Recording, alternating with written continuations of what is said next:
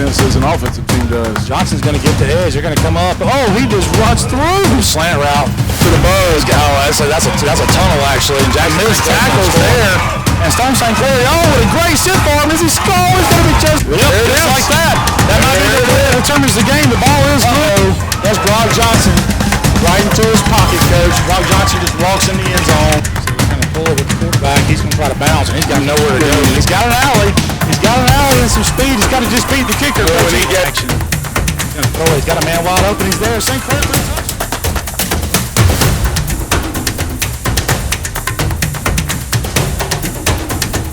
Georgia, and we've got weather going on here, so you're gonna have to bear with us, and we may be in and out with the network connection as well, so apologies for that. We're doing the best we can in this situation, but got Aiden Mozinga here with me here tonight, Brett Taylor on the call, and we are wet. Hopefully this weather gets on through. It's supposed to clear out here a little after 8. See what happens. It's a hairy situation, to say the least.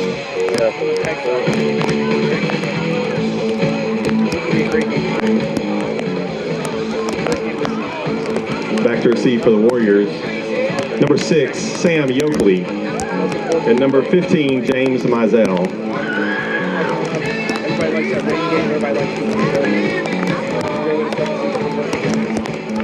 Yeah, the only thing I'm concerned about is lightning at this point, trying to keep that away.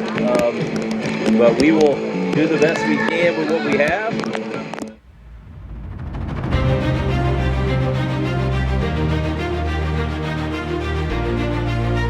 The off-season is over. After 8 months of lifting weights, 7-on-7, scheme development, and rethinking the end of the 2024 season, Westfield takes to the field tonight to start a redemption tour of sorts. After suffering the sting of a last-minute loss to a bitter rival in the Final Four last year, the Hornets are finally ready to take that emotion out on another team. Westfield will travel down I-75 and then head west to Thomasville to take on the Brookwood Warriors. The Warriors are coming off one of their worst seasons in the last decade, and they do so breaking in a new head coach. The Hornets bring a veteran team into the 2025 season and have plans on making another huge playoff run in November. Will the upstart Warriors find some early season success in this turnaround year and upset the high-powered Hornets? Or will Westfield kickstart a redemption tour with aims of a championship run? Kickoff is coming up next. It's Westfield versus Brookwood, only on MGSN. Aiden, you may have to help us out here with the roster. Braden Holder here on the production side of things. Yeah, trying to. We've got trash bags everywhere, but set to kick off here at Westfield. I think Brock Johnson going to be doing the kicking here for the Hornets. Nice little kickoff there. It's going to be a drop, recovered by the Warriors. Warriors pick it up. Brock down. I don't know if you got a number there. It looks like number 6, Sam Yoakley with the ball. With the kick return. 31 from Westfield. That's Jackson down to the Hare. 22-yard line. 1st and 10, Warriors. So it looks like you have Stone St. Clair at quarterback here. I believe we've got a starter practice.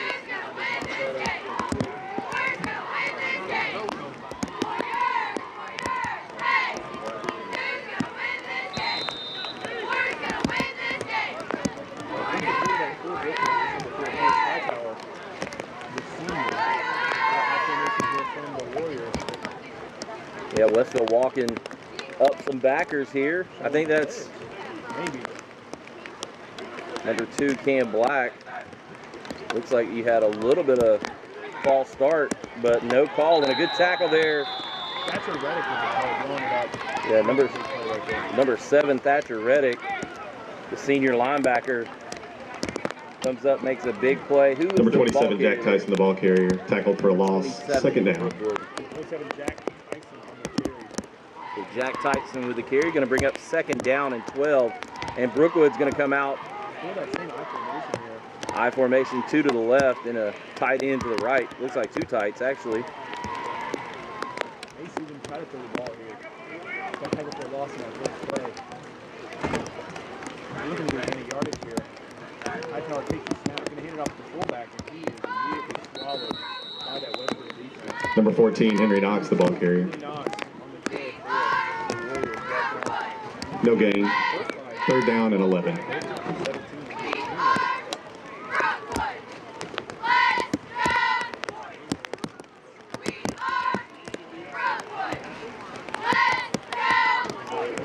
A third down for Brookwood. Probably going to see Hightower drop back in the pocket here and look for a throw. Yeah.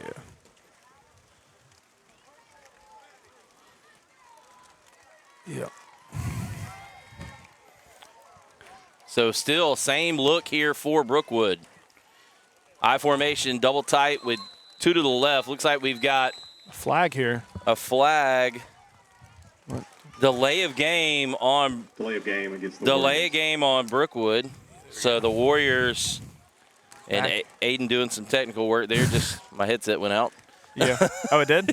You're good. Apologies. No, you're good. Yeah, mine was a little finicky with the volume, but Yeah, I think the rain's not helping the matter here. not at all. So it'll bring up third down and 16. We'll call it. Westfield. Still the same look from the Warriors offense. Probably going to be a little play action here. You would think they're going to have to do something. Roll out from Hightower. Throws it. He's got a man. And it's caught for a first down for the Warriors. Number 1. First down there for Number 4, Pierce Hightower. Brookwood. Number 1, Briggs Daniel Pass to number 1, with Briggs the reception. Great rollout there from Hightower. Seems to be a little bit of a lost coverage from the Hornets. Caught it right there in the zone. Great play from the Warriors offense. That'll be a first down for Brookwood, okay. courtesy of Briggs. How is there no room up there? How many camera people are up This time 2 wideouts for Brookwood. Looks like they're going to load up the line. Looks to be a run play. Haven't had so much success early on running the ball. Let's see what Brookwood tries to do here. Hightower takes the snap here. Going to go He's and keeping run it. some option. He gets to the outside and all the way to the 40-yard line. That'll be a 6-yard Pierce pickup. Hightower with the So that'll quarterback bring up keep. second down and 4 Gain of 6. for Second Brookwood down and 4. after the big third down pickup earlier. Yeah. Brookwood's getting a little comfortable here. Obviously, those first 3 plays. They got tackled for a loss here, but Hightower on that keeper there gets about 4 or 5 yards. Brings up a 2nd and 4 here for the Brookwood Warriors. Still the same 2 wideout look for the Warriors here on offense. But seems to be getting started early here for Brookwood. So, again, if you're tuning in, you may have some in and out video or whatnot. We're working on that. But we've got a lot of things to overcome out here. We're actually out in the elements and not a whole lot of room here in the press box. So we're doing the best we can. And hopefully we'll have some action we can bring to you. And you'll hopefully at least be able to hear us. So Henry Knox on the carry there, met at the line by Thatcher Reddick. Just got 2 yards on that pickup. So that brings up 3rd and 2 for the Warriors. Probably going to see him pounded in the middle here. But we did see a rollout in the last third down. They got 3 wideouts now, 2 right. Well, I would think right here, if you're the Warriors coming in kind of as the underdogs, you're going to have 2 opportunities at it. We'll see. Looks like he may have enough for the first down. And he gets all the way out to the 45-yard line. First down, and that'll Warriors. be a first down for the Brookwood Warriors. And 2 first downs, so they're obviously trying to change what would probably be the narrative coming in, which would be that Westfield comes in as the favorite, and Brookwood right now sustaining a drive, 2 first downs to start the game, and they're staying in this I formation.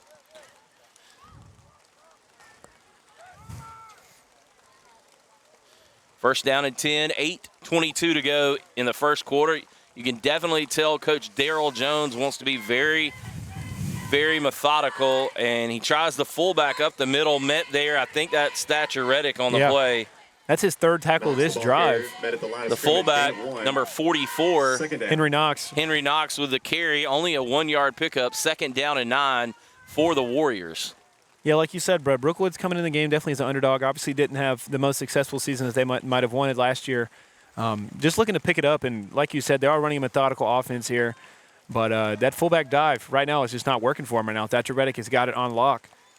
So Hightower's getting ready to take the snap under center. And looking to throw on an inside slant. Oh, it's a fumble. pattern, It's a fumble. And a fumble that Westfield has. Thatcher Reddick knocks it loose, and it's recovered by the Hornets. It's recovered by Westfield. Westfield will have the ball unless they said he was down. Hightower's pass complete. And they are going to call him down, it looks like. Gain of 5, third down and 4. A gain of 5, that was unusual because it looked like Thatcher Reddick came away with the ball. Looked like the receiver had possession and Thatcher Reddick just punched it away. But they give him the 5-yard reception, so third down and 4, and looking to pick up their third first down are the Warriors. Under center, looks like they're going to check at the line with the coach. Third down here for the Warriors. Hightower getting ready to under center here. They're going to run the fullback option dive again. Fullback dive, but that sets them up here. That's short. Fourth and short. Fourth and short, but it'll be fourth down, and we'll call it 2. Gain of 2. That'll set them up here inside Westfield territory at the 47-yard line, and they'll go for it on fourth for sure. Yep.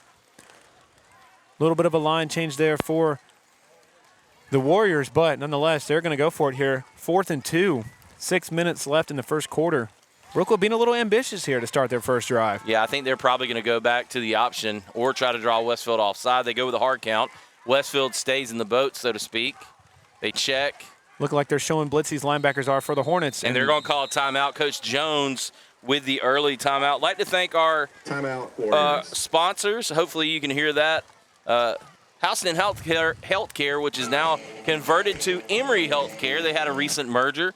So Emory Healthcare is the new provider there. So thank you for continuing to sponsor with us, as well as BCI Insulation.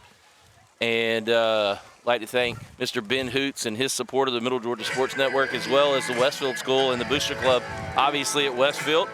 And hopefully we'll get to flash some commercials and some graphics on the screen as the game goes on. But again, it's not exactly the ideal way, Aiden, that you want to start the season as far as with the weather goes. But if you're Coach Campbell and Coach Jones, for that matter, for Brookwood, you definitely want to get this game in no matter what. Yeah. And usually your main concerns is if you're Brookwood or if you're just the offensive team in general, is mainly just ball security, especially in weather like this. As we saw in that last possession, Brookwood looked to fumble the ball, but they got it back. But now 4th and 2, Brookwood looks to be punting it. Ben Holbert back to receive the punt for the Hornets. Very conservative call here. I'm surprised with the punt. Oh, it's a fake. Never mind. He held on to it, but it's a bad punt. Blocked. And Westfield will have great field position at the 45-yard line. And you got to think that Coach Jones, after that ending right there on that play, you probably just go for it. Yeah. That was recovered by Carter Black. Dan Jackson's punt was blocked for the Warriors, recovered by, again, Carter Black. 45-yard line, it'll be 1st and 10, Westfield. So on for the Hornets. Number 11 is Brock Johnson taking the reins here as the quarterback. Hornets lost a couple of key seniors last year, namely Jackson Sinclair. He got a PWO offer from UGA to play football there and just to be a preferred walk-on. So shout out to Jackson Sinclair. His brother Stone Sinclair is also playing offense, number 6. But you're going to have to get power to there as the receiver, Matt Molina, in motion here for the Hornets. It's going to be a handoff to Jackson Hare. Jackson Hare takes it wide. And he seems to get a good run here, finds a pocket. And he's going to looks to be a first down, but there is a flag in the backfield. Number 31, Jackson Hare, the ball carrier. So Jackson flag Hare, nice there. carry. We may get a hold here, and we are going to get a hold. Holding on us. Holding against the Hornets. So that'll put us back 5 yards. Jackson Hare's run is just going to be completely canceled out due to that holding penalty by the Hornets. But nonetheless, Hornets look hot right now, look great, look ready to go despite the game day conditions of this rain. They seem to be locked and loaded and seem to be ready to start out what they finished last year.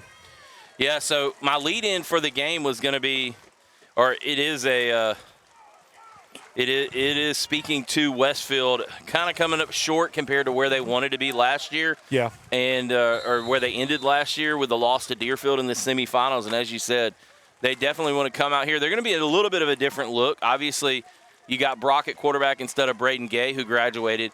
Yeah. You're going to lose some passing, but you're going to gain some running. And Westfield gets absolutely obliterated there in the backfield. Yeah, Jackson Hare stopped early in the backfield.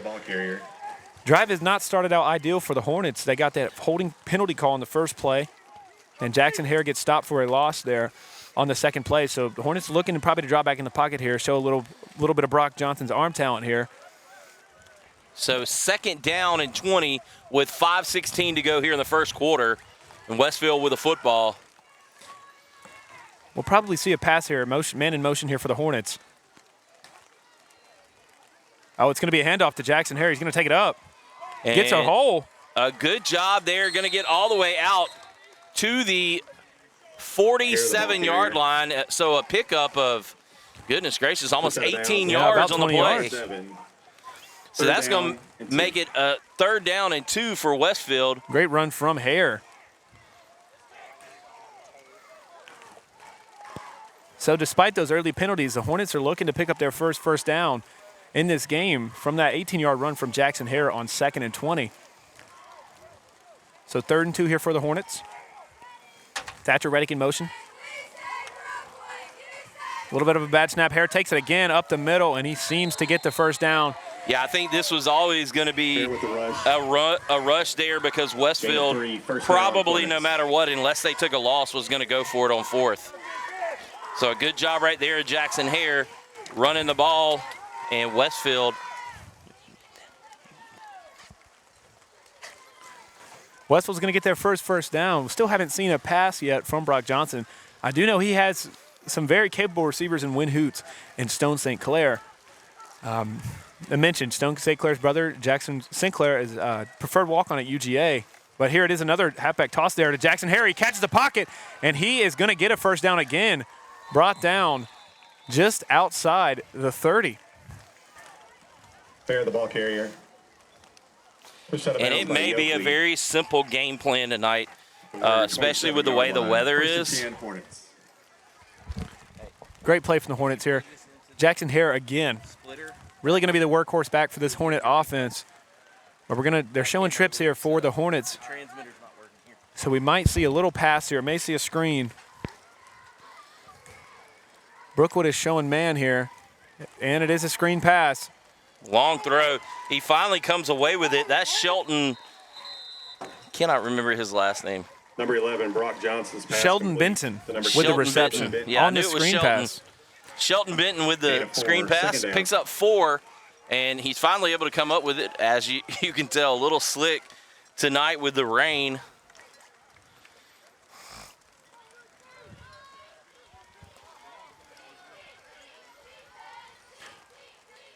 So Shelton with that nice reception there, as Brett just said, the conditions are not favorable for those receivers. So a 2nd down and 4. Brock Johnson on the keeper. Gets a little tripped up. Good job inside. Probably, although I don't know if that's a read or not, but probably wishes he could have given that off there on that play, Aiden. He had a hole if he would have gave it off to his man, like you said. Not sure if it was a read or not. But Johnson seemed to get a little bit of room, but the grass, again, the conditions of this field are not favorable for the offense, or neither team there it is. Well, unfortunately, it's raining. The fortunate part is it's not lightning right now, knock on wood. The unfortunate part is I think it's raining a little bit more than when we came out of the lightning delay. So Hornets here again. Brock Johnson drops back in the pocket, finds his man Jackson Hare with the reception. And they're going to struggle to bring him down. Fighting ahead, a great job right there, Jackson Hare. And going to get a first down. Great job right there by Jackson. Tackle by number 7, Brinson King. Doing a good job of holding on to the football as some of the Warriors trying to pull it away from him. Jackson Hare, man. Great running back. Going to be the workhorse back for this offense. As you've seen right there, he is a tough man to bring down. Been a great contributor for this Hornets offense over the years. But here we go. Now 1st and 10 here. Hornets edging the cusp of the goal line here. It's going to be a man in motion. Win Hoots with the reception. He's going to take it wide, and he is going to score a touchdown. It looks to be. Tackled in the end zone. Touchdown for the Hornets. There is a flag on the play. Number 8, Win Hoots. Right there in the middle of the play, and it's going to be a hold. On the play. It's going to be a holding call on Westfield, it looks to be. So that touchdown is a no-go. And Westfield's going to have to do it all over again. 1st and 15, 1st and 20. So a hold there, another holding play, brings back a huge run, touchdown run, and takes it off the board for the Hornets. 1:43 to go here in the first quarter. And honestly, this is the kind of game, though, you want to be, you got to kind of scale back the game plan because of the weather. And you want to be very sure-handed because this levels the playing field out if you're, Brookwood, looking for a win, looking for an upset to start the season. Yep. And Westfield has a lot of weapons on the outside. It kind of negates the speed advantage that Westfield has. Yeah. So Ben Holbert in at receiver this time. So it's going to be another pass here, another little quick route to Stone St. Clair. It looks like they're going to get that play back. And it's a touchdown. And Westfield scores the opening touchdown of the season. A little slip tunnel screen to Stone St. Clair, and Westfield on top. 6-0 as the Hornets lead. So Hornets up 6-0 now, looking to get this extra point in from Brock Johnson. Again, that penalty really meant nothing for the Hornet offense. They got set back 10 yards via that holding penalty call, but on the next play, they just get the yards back plus more, and they get 6. So 1:27 to go in the first quarter. Westfield with their first touchdown of the season, and the Hornets looking to add on the extra point. It's up, and it is good, and Westfield leads 7-0. Remaining in the first. And we'll Westfield 7, Brookwood 0. Stay right here. Wait for the kickoff as Brock Johnson will be bringing that to you.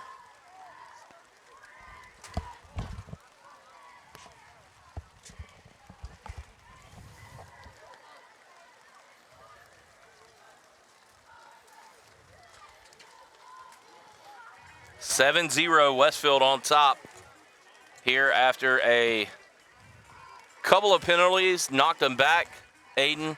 Yeah. But what'd you see there on the first drive for Westfield after they're able to turn Brookwood over, I guess, kind of on downs, but a bad punt?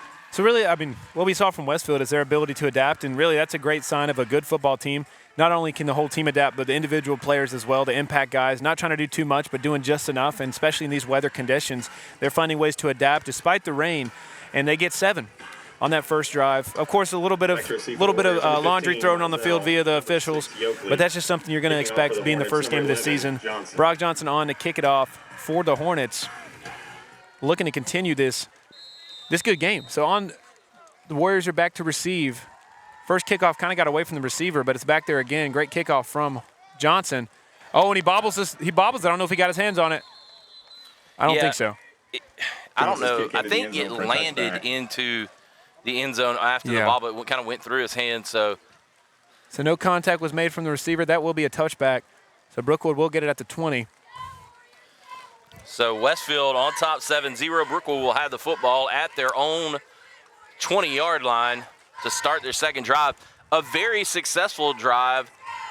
Pierce Hightower coming out at quarterback, doing a lot of good job, running there, managing the offense. Knox from the fullback position made some big plays. Pierce Hightower picked up a big first down, and Sam Yoakley helping out as well. But bogged down there a little bit in the middle of the field, and now they come out down 7-0, and they're back in the I formation. 2 wide receivers to the right and double tight ends.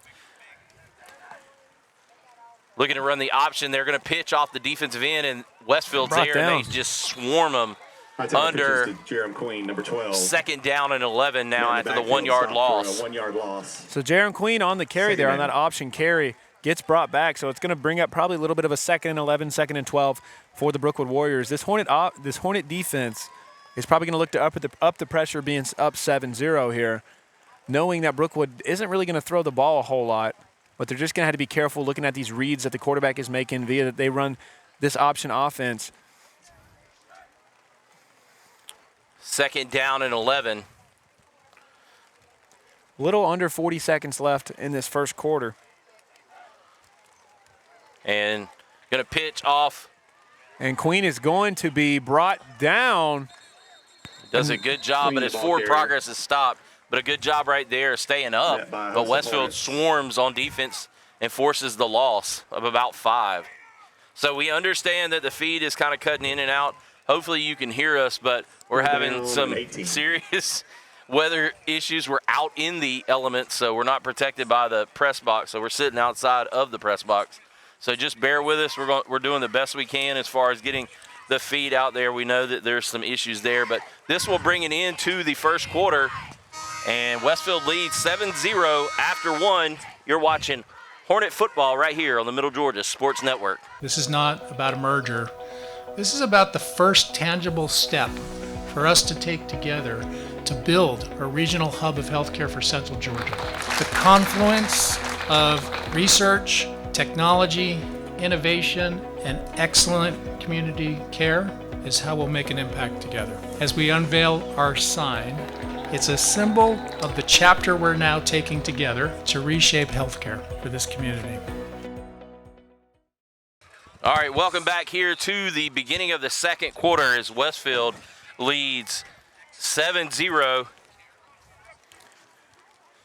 at the start of 2. So the Hornet defense has already got started off great for this possession for Brookwood. Hiram Queen taking both of the first 2 carries for the Warrior offense on those option carries, gets tackled for a loss on both plays. So Hornets looking to continue this dominant defensive stand right here on this 3rd and 18 for the Warriors. And Warriors still got that 2 wide out look with this I formation.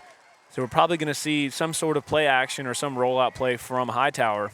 We did last time on 3rd down, and they did convert via the catch from Briggs. But we're going to see what the Warriors have up to offer here on this 3rd and 18. And it is going to be a rollout here from Hightower. He's going to look. Catch is going to be no good. Incomplete pass. For Yoakley, incomplete. Yoakley looking for that reception. It's going to be coming up incomplete here, so that'll bring up a 4th down for the Warriors. And that'll force them to punt on 4th and 18. And so far, the Hornets look great. Despite that first little possession that got away from them on defense, they have seemed to be a stone wall here, and they are stonewalling this Warrior defense, this Warrior offense. So looking to be a punt for the Hornets. On back to receive for the Hornets is number 12, John David Lane. Oh, punt gets away from him here. And Lane is going to fair catch it at the 35. Jackson, and that'll bring up the Hornets offense 12, here. John David Lane. The offensive first drive was fueled by a great couple of runs by Jackson Hare, topped off with that touchdown via Stone St. Clair on that tunnel screen. So Hornets coming out again. Ladies and gentlemen, Brookwood senior golfer in Mason this Howell is competing in the United mud States bogging Amateur Bowl, Golf I would call it. He's in the quarterfinals tonight, playing against John Daly II. Yes, that is the son of John Daly. They're currently tied through 13 holes.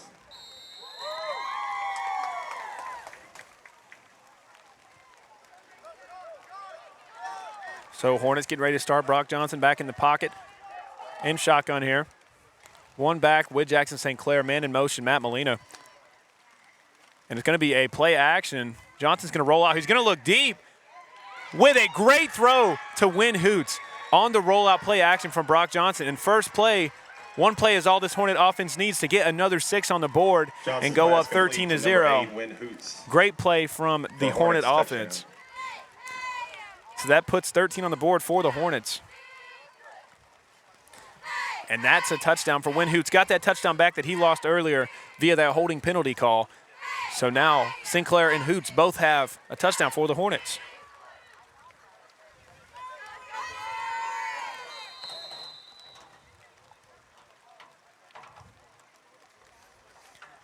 So Johnson on to kick the extra point for the Hornets. Kick is up, kick is good. And it is 14-0. Johnson's extra point is good. For the Hornets. Remaining in the second. Westfield 14. So just about 20 seconds into the second quarter, the Hornets scored another touchdown via the first play on that nice play action from Brock Johnson to find his receiver, Win Hoots, for 6. Sorry about that, folks. Again, still working through a lot of technical issues up here. We set up, we had everything ready to go about, I don't know, Aiden, you say about 6 o'clock or so. Yeah. Then we started seeing some of the rain coming in. We put bags over everything.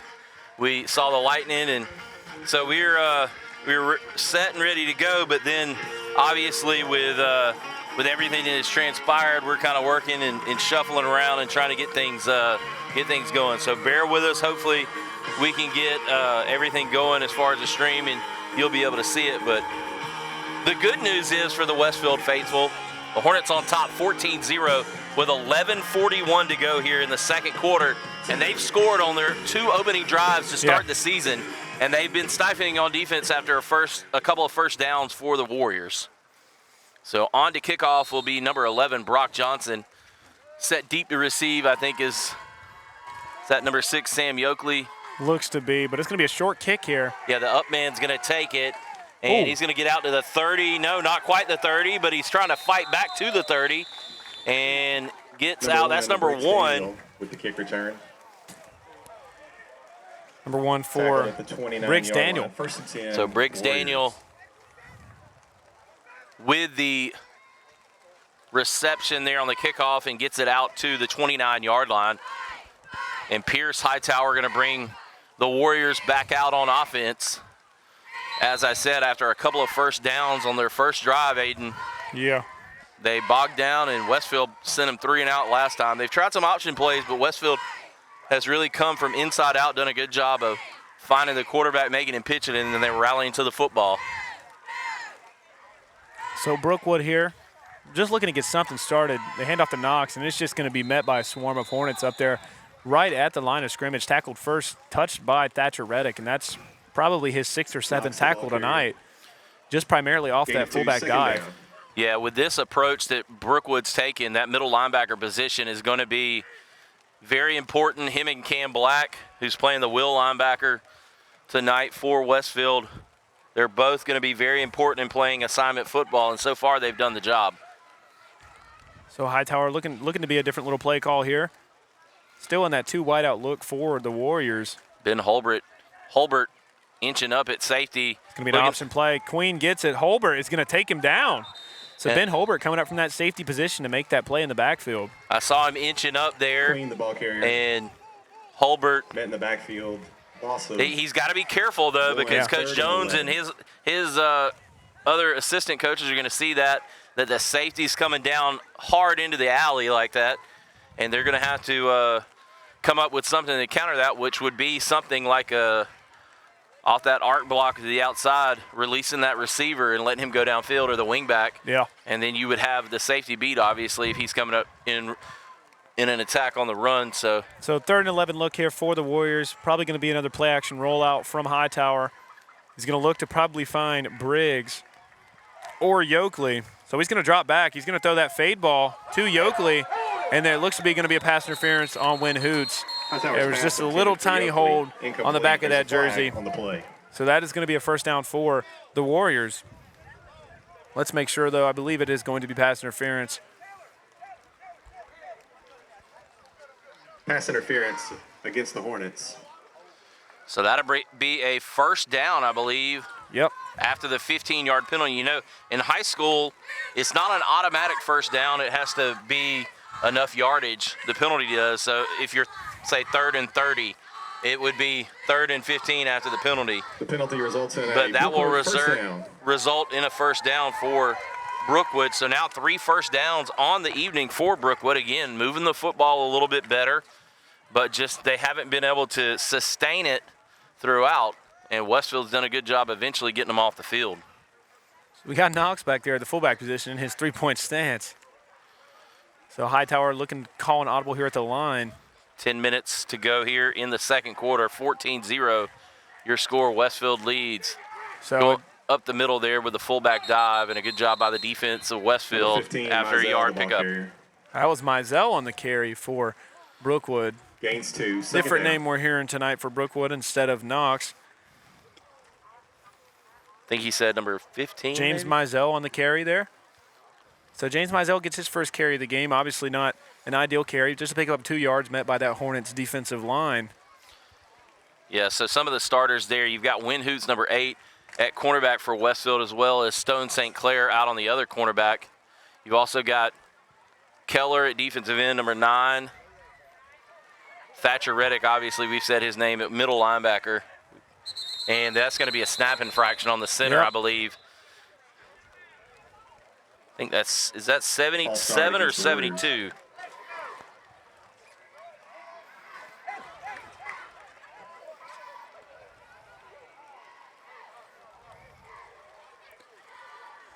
So another penalty for the Brookwood Warriors, going to set them back 5 yards. So what was 2nd and 8 is now 2nd and 13 for the Warriors. And this Hornet defense, despite that pass interference penalty, they've looked quite stout in the second period, looking to maintain this form. So a hard count from Hightower doesn't get anyone a jump for the Hornets. 2nd and 13 here for Brookwood. Might see a pass. No, it's going to be an option play to Queen. Queen is going to have a little bit of room to run here. Ben Holbert going to come up and make the play. Nice tackle from Ben Holbert. Yeah, the good thing about what Ben Holbert did there is he shed the block Tackle by number 17, Ben of the Holbert. lineman trying to get out there and kick him back inside. He's able to get around the block and get out there to the pitch man. And it looked like Brookwood had a little bit going there, but Holbert with the speed closed nicely, again, from inside out. And Westfield forces the 3rd down and 10 after the 3-yard pickup. Get a little bit of a replay. Apologies for that. So 3rd and 10 for the Brookwood Warriors. Hightower getting ready to take the snap. Mizell at fullback right now. It's going to be a pass from Hightower. It's going to be across the middle. Yoakley is not going to catch it. Incomplete pass for the Warriors. For Yoakley, incomplete. So that'll bring up a 4th and 10. Looking to be another punt for the Warriors. But I don't see the punter coming on the field. We may have a flag. We do have a flag There's at the a flag. 40-yard line. I missed it being blocked out. You can barely see it, and you can't see it now because the coach is there. You can see it just a little bit. So it's a false start on Brookwood. I was about to say I'd decline it. Illegal formation Oh, legal formation, okay. against the Warriors. So Westfield, Declined. 4th down. So that is another penalty for Brookwood. So Westfield looking to get some good field position here from this punt. Obviously, it have had great success on the punt returns. Granted, they haven't had to return the punts because their special teams unit has done a great job at pressuring that punter and forcing him into a bad play. But on to receive this punt is number 12, John David Lane, for the Hornets. So the clock is now running. well, And- yeah, I don't know why the clock's running because you had an incomplete pass. Yeah. Even though you had a penalty, it was declined. Timeout, Warriors. So gonna be a timeout. that'll be the 2nd timeout for Brookwood. And Westfield, again, up 14-0 with 7:58 to go here in the 2nd quarter. The Hornets off to a very successful start here to the 2025 campaign. Aiden, a little bit of Neil Diamond. Yeah, it's a little Sweet Caroline. My daughter hates this song. She loved it initially, but after years of having this song played to her because her name is Caroline, she cannot stand it. So after this timeout, it will be 4th and 10 for the Warriors. They'll be on the punt. I'll tell you, there is quite a range of music being played here Yeah, I've at heard the Brookwood playlist. orchestral music. I've heard Neil Diamond. Orchestral, I like that. I heard some AC/DC, some Guns N' Roses. We've been all over the block in terms of genre tonight. So here, 4th and 10 on the punt for the Warriors. It looks to be a fake punt. They're going for a pass, and they are going. Big hit there. So a big play right there for Number 18, Graham Brookwood. Jackson with the fake. That fake Pass punt complete there. to number 1, Briggs Daniel.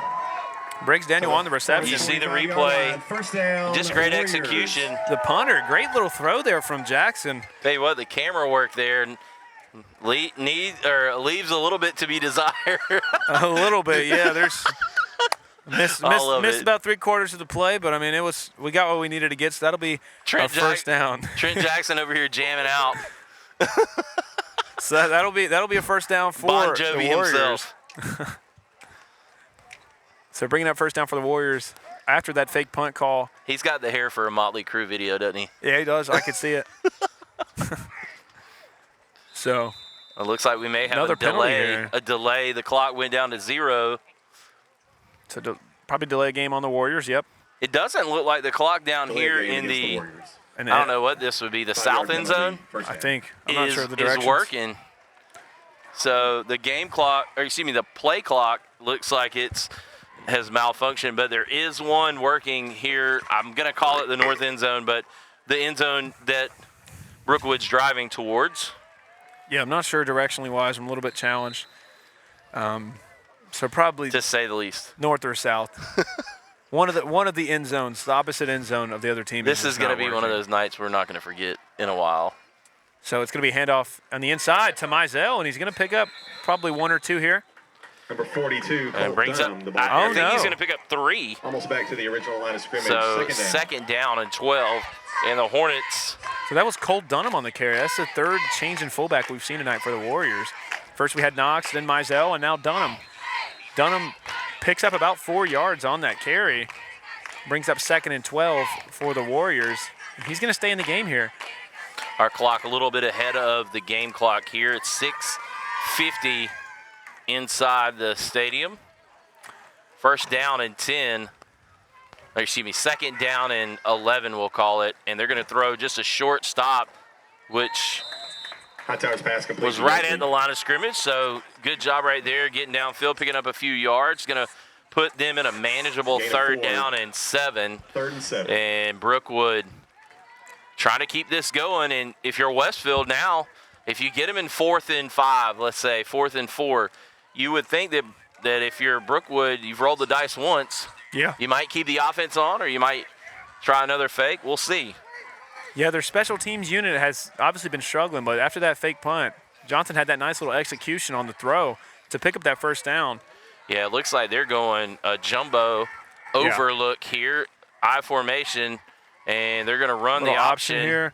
They're Nice gonna read from pitch, Ben Holbert. Ben but Holbert. nowhere to go, and Ben Holbert blows it up amongst other Westfield Hornets. Ben And Holbert has been making a great play. You see Loss the of great 7. read 4th here. down.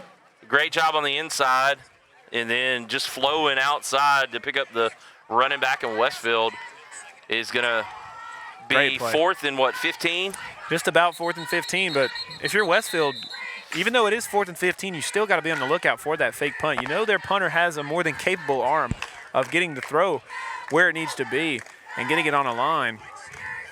But it is now 4th and 15 for the Warriors. I'll be honest, right there, if I'm Coach Jones, I would like to see maybe something down the field. Because here's what I'm thinking. If Pierce Hightower overshoots his receiver down the field and Westfield picks it off, it's probably going to be better than a punt for you. And if you happen to catch it, a big play could happen. So 4th and 15, John David Lane is still back there to receive the punt. He's a little bit offset. But we're going to see exactly what they're going to have to do here, this Brookwood special teams. A little bit of a bad snap, and it's going to get away from him, and that is going to be better field position than the Hornets were expecting. And that's just tough on a wet night, having a long snap. And let's see this camera work here from our extraordinaire Trent Jackson. Jackson tackled And at the 32-yard got line. about 85% of the play. Good job, man. Got the fumble, but there is a Illegal flag. formation against the It's Warriors. a legal formation on the Warriors. That is going to be a decline penalty. First down, Hornets. So first down for Warriors, Westfield. 32-yard line. And as you can see, the referee also trying to get in the flow, points the wrong way. It's a rough night for everybody. The weather's throwing everybody off. It's first game. The weather is killing us, and we've had 2 special teams. I won't say blunders, but mishaps for Brookwood, unfortunately, and the Warriors had 2 successful scrimmages to start the season, but obviously taking a step up in competition here tonight against Brock Westfield. Johnson on the keeper. He's gonna get away. He might get a touchdown here. Brock Johnson. He's gonna meet that guy, and he's gonna be run out of bounds by the Warriors. But We got a flag on the play. There is a flag on the play. Pushed out of bounds. It's gonna be Inside the holding on the Warrior 10. Hornets. There's a flag on the play. The play seemed to get away from Brock Johnson, but he Holding did make against up the for it. Hornets. But again, it's just going to be negated by that penalty here. We'll see that replay again. We might be able to see the holding penalty here. I think it was on 62. I believe that's Law Leonard. He put his hand, no, Law Leonard is 57. My apologies.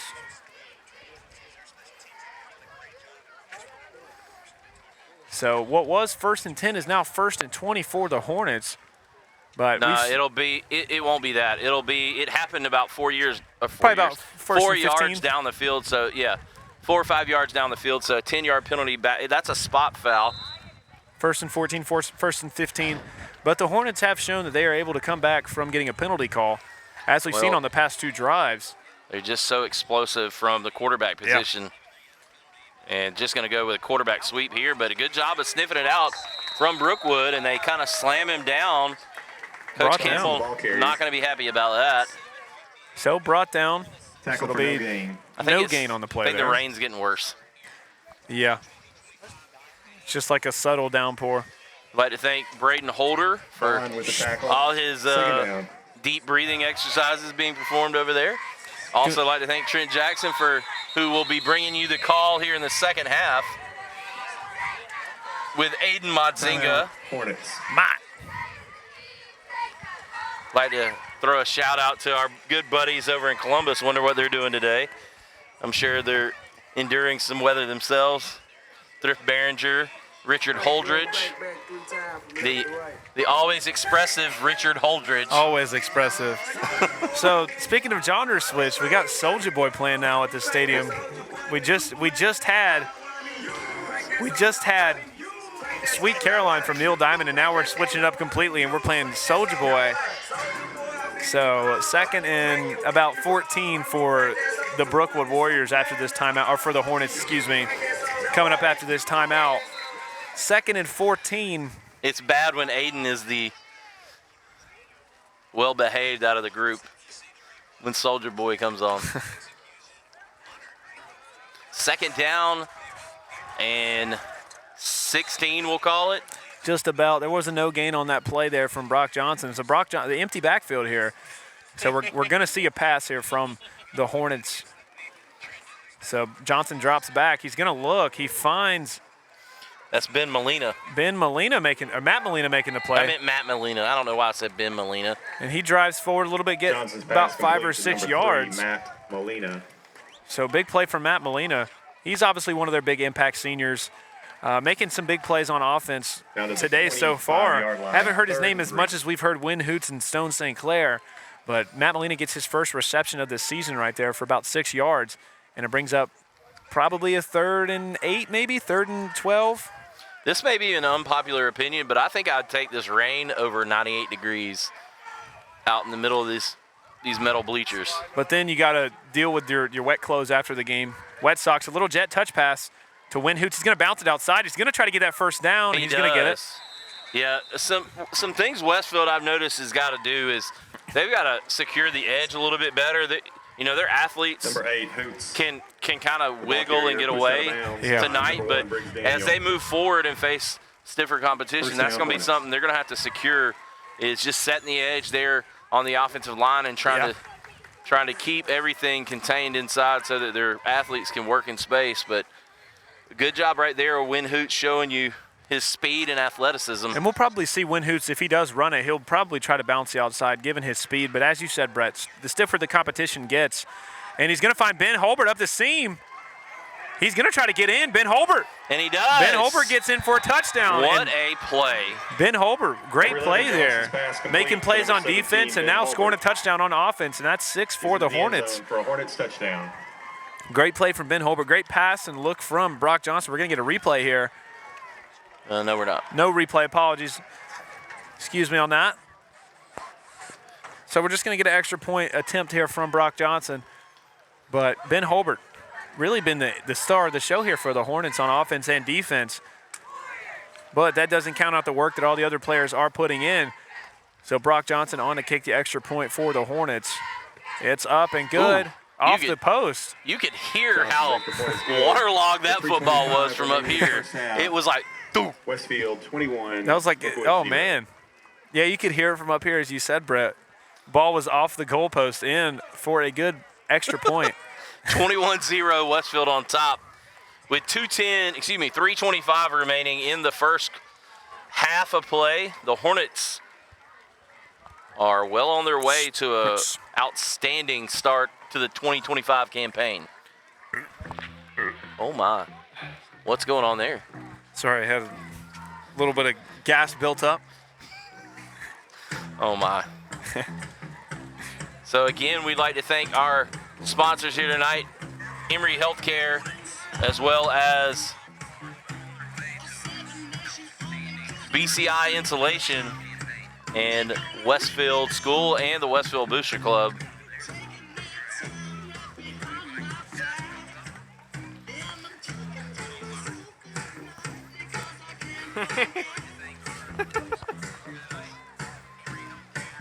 Bro, these comments on the live stream are so funny.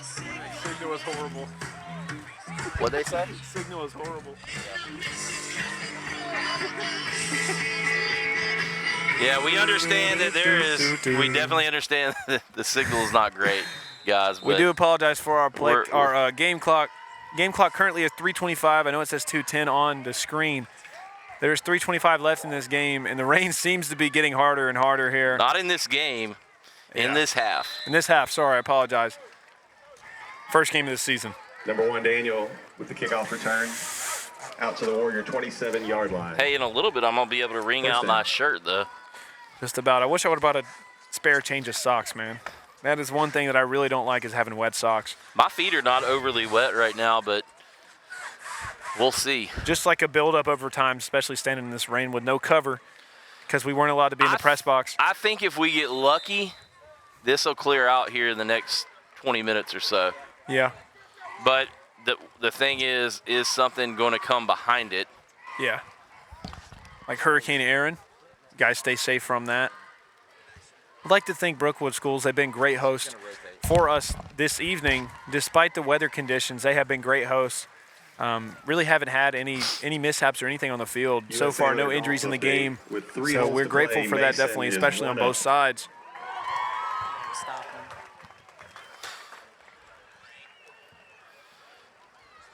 So it's going to be 1st and 10 for the Warriors.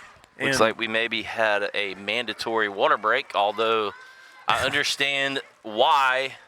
Even though there's. But in this condition, you don't really I don't think require one is warranted, much. But I understand the why, because normally August 15th, you would need a water break. Yeah, but not on a night like this. It's about 85 degrees maybe, give or take, in the rain as well. So not much heat is really causing an impact for these players in terms of hydration. So Brookwood looking to set up an offense, and if you're Brookwood, maybe you try something new on offense here other than running it up the middle here with the fullback dive. Maybe try bounce it outside, look for a rollout pass. You've had some success with that. We're going to get a read here, and they go right back to that fullback dive, and it's going to be met at the line. So 2nd down and 9 to go. Westfield stuffs that run up the field. Logan Dunham on the carry there for the Warriors. That's about his 3rd or 4th carry tonight, just for a gain of 1. 2nd and 9 up for the Warriors. And this Hornet defense continues to put up a wall for this Brookwood offense. So I will do the best I can when we get everything situated this weekend to hopefully put up a clean copy of the game. It may not have the graphics that you're used to seeing, but and that's going to be the last timeout of the first half for Brookwood. But we will definitely try to get some watchable action. Hopefully you can hear us okay, as we had to switch our service here, and I think we've gotten a little bit better than what we had previously, but obviously it's not ideal, and we apologize for that, but we're working that situation. And the good news is Westfield leads 21-0 with 2:40 to go here in the first half. 2nd and 9 for the Brookwood Warriors on a wet night in Thomasville, Georgia. And Aiden Motzingo is doing some kind of Miley Cyrus dance up here. I think you meant to say Trent Jackson, Brett. I wasn't doing anything. I saw it. So anyways. Saw my own eyes. I think you saw the wrong thing. You're choosing what you want to see. 2nd and 9 here for Brookwood. As they look to get something started on offense, they've been stifled by this Hornet defense. I will have to say I am very impressed with the different facilities here on the campus at the Brookwood School in Thomasville. So it's going to be a drop back pass. He's fine. Oh, might have been offensive pass interference. Yeah, I don't know. I think they're both going up for the ball. Number 21 on the coverage there for Westfield. I believe that is Liam Sexton. So Liam Sexton doing a good job. And am I mistaken? You said, didn't you say is that his brother that you coach? Yeah. Okay. I thought that's what you said. Yeah, his little brother Connor, 8th grade basketball. Great athlete. So it is 3rd and 9 for the Brookwood Warriors here. We saw that backdrop pass from Hightower, obviously incomplete, not really what he wanted. But 3 receiver look here for It's 3rd and 9. Brookwood. Macy. 2:36 to go. Another pass here. It's going to be complete to Yoakley. It's a fumble. Ball is out. And I think he fell right back on it. Oh, no, nobody had it. I think they're calling it dead, it looks like. Nope, oh, no, not. Hornet ball. So I think they blew it, and the ball was still loose, and Westfield landed on it. So great heads-up play, I believe, from Thatcher Reddick to really see that the ball was still in play, despite the whistle blowing the play dead. So I think the near side official just could not see that. Yeah. So we'll get a replay of that here. That pass from Yoakley, great play, but it just seems to get knocked loose from the weather. And you see it here as you slow it down. You can see Reddick saw that it was still loose, nobody had it, and he recovers it. And now you see the hands from the official over the head blowing it dead. So a good job right there of the field official not blowing it dead. So we got a little under 2.5 minutes left in the first half as the Hornets set up another offensive drive. So far they've been 3 for 3, perfect, scoring the ball 21-0. So Brock Johnson taking the snap here is going to hand it off to Jackson Hare. He's just going to take it up the middle. Coach Campbell looking to just kind of bust one right there. Yeah. 2:22 to go. Gets a gain about 2 or 3 here. Second down. No, only gained a yard. Second down. So they're going to get in hurry-up mode here with right around 2:10 to go in the first half. Westfield looking to punch another one in. They're already up 21-0. Probably going to see a run here. Thatcher Reddick's in on the line. So usually that's going to give a sign of a run play, but it's not going to be. It's going to be a drop back from Brock Johnson. He's going to look deep for St. Clair, and St. Clair has caught it. He's going to bounce it around. He might get another touchdown here. St. Clair rounds the outside, gets past his man, and that is 6 again for the Hornets. Stone St. Clair catches his second touchdown of the night via the pass from Brock Johnson, and the Hornets are up 27-0. St. Clair in this first half. Round the outside. Stone St. Clair around the outside there. So Johnson drops back in the pocket. Originally could have been a tackle out of bounds, but St. Clair shows his athleticism and his ability to adapt to the play, and he reverses the field and takes it wide to the opposite side for a touchdown for 6. Great camera work right there by our guy, Trent Jackson. So 27-0 for the Hornets. Brock Johnson on to kick the extra point. Snap is up, kick is up too, and looks to be good. Oh my, that was everything about that play looked off. Point is good with 1:43 remaining in the half. And you got to imagine how difficult it is to kick a ball. Yeah, in this weather and the fact that the ball probably weighs 100 pounds. Yeah. So Brock Johnson showing his kicking prowess on that last extra point. Almost got a little bit under the field goal post. And fans, this is going to be an exciting time. Last 1:43 of the first half. You're going to get to hear from Trent Jackson for the rest of the game as I'm going to switch with him. So we got a little bit under 1 minute left, or a little bit under 2 minutes, excuse me. Minute 43 left in this first half of football. The Hornets are looking to continue this dominant run. They are perfection on offense. 4 for 4, 28 points on each drive, 4 passing touchdowns, 2 for Stone St. Clair, 1 for Win Hoots, 1 for Ben Holbert. But it's been a great first half of football so far if you're the Hornets. Now, if you're Brookwood here, not much of a success on offense in the first half. Of course, you had a couple of busted plays, a couple of bad movements on special teams. But Brookwood is still not out of the game despite it being 28-0.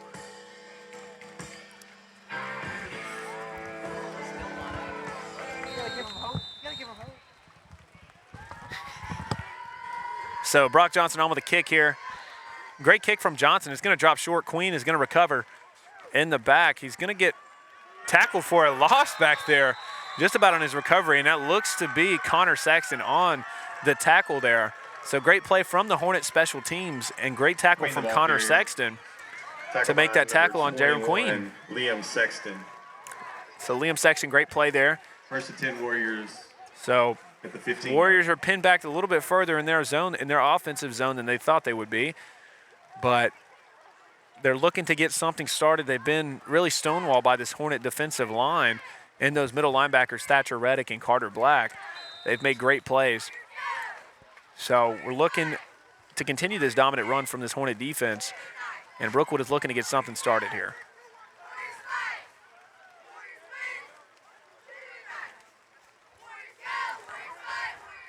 About 1:30 left in the first half.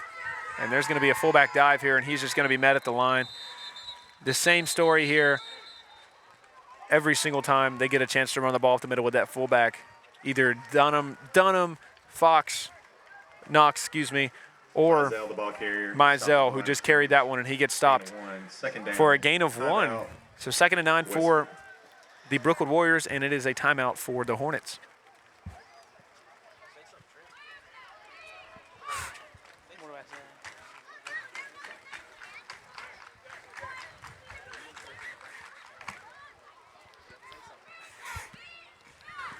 So I want to give a shout out to the Hornets softball team. The lady softball Hornets won their 8th straight consecutive softball championship last year. Coach Brian Weatherton's done a great job at building this program. They just won their game today, 4-3 against ECI. They got a game tomorrow against Calvary Christian in Cordele. And while we're here at the break, I want to introduce my new partner for the second half and a little bit of the end of this first half, Trent Jackson, on the call. Trent, how you feeling? I'm feeling great, man. Just straight up Westfield domination this first half through the elements. Yeah. Can't ask for anything better. And the elements have definitely played a factor in this game, but as we said earlier, adaptability is the most important thing as a football team. As they hand it off up the middle, Brookwood is going to get stonewalled again. Not sure who that is on the carry for Brookwood, but there's an array of whistles here. Mizell on the carry, and he's still picking up slight yardage despite the defensive effort from Westfield. So it is third and 7, probably 3rd and 5. Still very impressed with the defensive showcase from Westfield so far.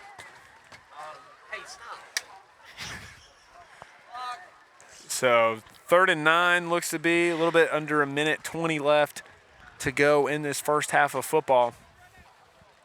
Brookwood still looking to pick up a first down. Their past 3 possessions have just resulted in 3 and out, and just punts here. So 3rd and 9 looks to be 3rd and 7 maybe. 1:10 left, So it's going to be a keeper from the quarterback option play. Ben Holbert misses the tackle, but he's going to get backed up. Thatcher Reddick making the play. Despite the missed tackle from Ben Holbert, who has really been perfect tonight on that read from the option. Misses the tackle there, but his teammate Thatcher Reddick is there to back him up. 4th down.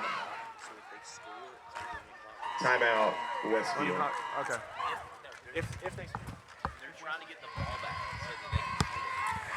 So Westfield is trying to get the ball back and score, put them up 35-0, so it will be a running clock in the second half. And that'll be a little helpful for everybody here at the stadium, given the conditions of tonight's game. Yeah. I know me especially, I hate having wet clothes to drive home in. I'm right there with you, Aiden. Absolutely, man. I also want to give a shout out to the Westfield fans over there for toughing it out in the elements. Good showing tonight for the Westfield faithful. Yeah, shout out to the Westfield parents. They're here to show out. They showed up and showed out for their Hornet family.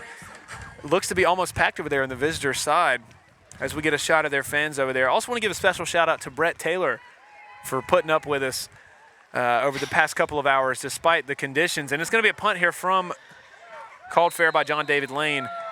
Whew. Yeah, so we'll continue that shout out to Brett Taylor. He's been great for us, driving us down here roughly 2.5 hours here, and then it starts raining. Been a great host, helped set this up really quickly. Been a great key integral piece to this live stream setup, despite the setbacks that we've had tonight.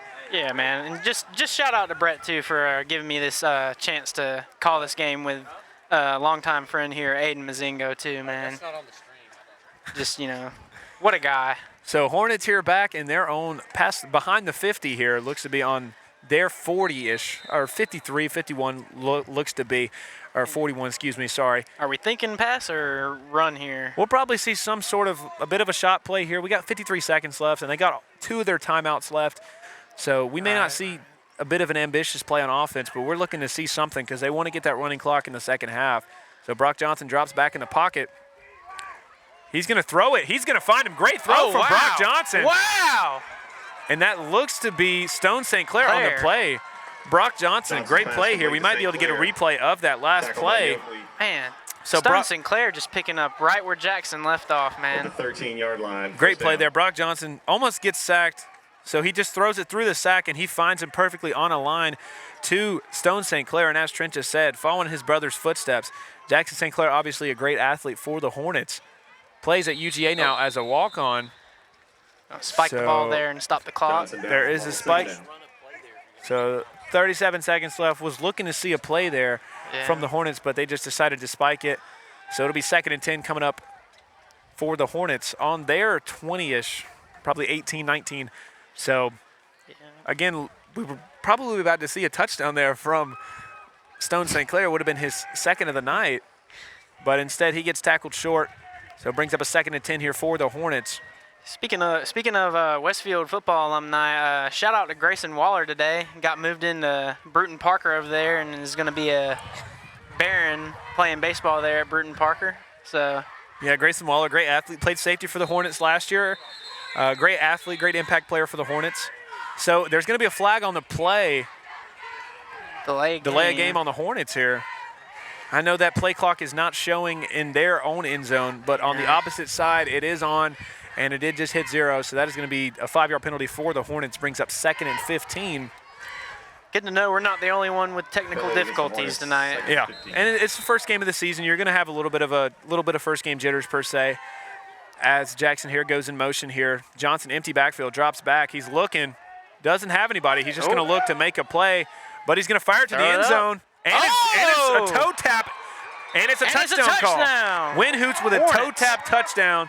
Win Hoots with his 3rd touchdown reception of the day. And shout out to Brock Johnson for making that play, improvising a little bit. Despite the busted coverage, there's going to be a flag. Looks like we might get an excessive celebration. Looks like it's going to be that. Looks like it's going to be an excessive celebration. Number 8, Hoots, for a Westfield touchdown. So that penalty will probably be applied on the kickoff or the extra point. And, you know, just ignoring that penalty, just admiring the throw and catch on that play, can we just talk about how, compared to whenever Brock would come in last season, it seems like he's gotten a lot better this season with his arm throwing. Brock Johnson, especially last year, I mean, with Braden Gay being the primary quarterback, you didn't really see his throwing talent a lot last year. You really just saw him come in maybe on a 3rd down to move the pile. And we're going to see this throw again from Brock Johnson here as he improvises a little bit, doing his best Bo Nixon versus LSU impression here. Gets around a little bit, runs around, makes the play, finds Win Hoots in the end zone on the line with a toe-tapping play, and Win Hoots gets 6 and his 3rd touchdown of the night. And Brock Johnson really doing it all for the Hornets right now. Yeah, while we're talking about it, man, he's the field goal kicker also, and I believe he's the punter too. Am I correct? The kicker, I'm not sure if he's a punter, but I mean we don't really know who the Hornets punter is. They haven't had much struggle on offense tonight. Haven't had to punt the ball, man. So, and that's really a blessing here, especially if you're Coach Chad Campbell coming into this year, starting your season off 5 for 5 on offensive drives, 35-0. As we near the end of this first half, and it's going to be a running clock in the second half, so we are grateful for that. So we got another genre switch tonight here. Remember the Name. I haven't heard this song in a minute. Sin. But this is an old song, and like we've said tonight, there's been a lot of switches in genre tonight. We've heard orchestral, rap music, hip-hop, alternative, rock. Braden Holder getting it down over there. From Neil Diamond to Slim Shady, we've really heard about just about everything Brett tonight. Taylor also getting in on the action. So 27 seconds left to go in this first half. What do you think, Aiden? We going to see a possible desperation heave from Brookwood, or do you think they're going to knee it out to just get to halftime? Honestly, if you're Brookwood, you're probably just going to look to get done with this first half. Wow. But like you never know. I mean, they might try to throw something in there. Coach Jackson may have something to throw in there. I'm not sure. We'll have to see. I mean, they've had struggles on offense this game, really getting it down the field. They haven't gotten a first down since their 2nd drive of the game. That's very true. 3rd drive of the game, excuse me. They had the fake punt. Yeah. But Brock Johnson on the kick here with that penalty applied for the celebration. So I missed that. Was that on Brookwood or Westfield? I'm not sure. It might have, because they moved us forward. So almost if you're Chad Campbell, you might want to try an onside kick here. I'm being told it was an unsportsmanlike conduct on Brookwood, so that's why. I'm Chad Campbell. I might try an onside kick here. You're way past the 50. So it's going to be a touchback here. But up at the 20 here for Brookwood. 35-0 is a good halftime score to go into the locker room with, though. Yeah. So Brookwood coming on 1st and 10, 27 seconds left to go in this first half. We'll probably just see him knee it out here. Yeah. I don't think we're going to see any kind of Hail Mary desperation heave. I don't think so.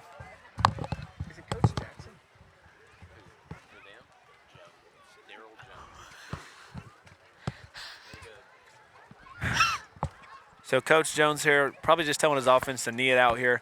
But we may see something different tonight as this first drive, or this first half comes to an end, 27 seconds left. And looking to see something here from this Brookwood offense. Looks like they might run it out. Maybe here. We're going to see what they got to do here. Ben Holbert coming up a little bit from that safety position. They're going to go for a QB sneak, and it's honestly gets a good bit of a gain here. Hightower keeps it. So Hightower's going to hold on to that, gets picked up 2 yards, brings up 2nd and 8 for the Brookwood Warriors. Really got to know you and Brett Taylor already addressed it, Aiden, but really got to admire how good Westfield has come out here and played so far this first half of this first game of the season. Yeah. Really picked up on a high note where they left off at from the end of last season. So that is going to be the end of this first half here at Warrior Stadium. Westfield up 35-0 against the Brookwood Warriors. And we will have a running clock in the second half. Golf update. You're watching Middle Georgia Sports Mason Network. Continues to hold the 1-up lead. This is not about a merger. This is about the first tangible step for us to take together to build a regional hub of healthcare for Central Georgia. The confluence of research, technology, innovation, and excellent community care is how we'll make an impact together. As we unveil our sign, it's a symbol of the chapter we're now taking together to reshape healthcare for this community. I'm involved in a lot of extracurricular activities. I play football, baseball, basketball, and I run track. I love the contact sport. I love the ability to get my feelings and aggression out throughout the hard day or hard week out at practice. I was a part of the Westfield wrestling team when I was a freshman, and that's also the year when I played soccer. So it was been fun, and I'm going to play soccer again my senior year, and hopefully I will probably be the captain of the soccer team. I enjoy just spending time with my teammates and getting to just rep the green and gold like everyone else has in the past. On Thursdays, we get to go out and with the football team, and we get our chaplain out there. And he does a great job, and I think on a Thursday that's great to do because it's a day before the game and you get to think about God and just choices in life, and that's kind of what the game of football is like.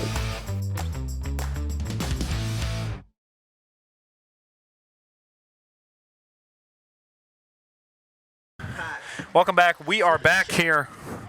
I can't hear myself. I can hear you. I can't hear myself. Braden. I can hear you.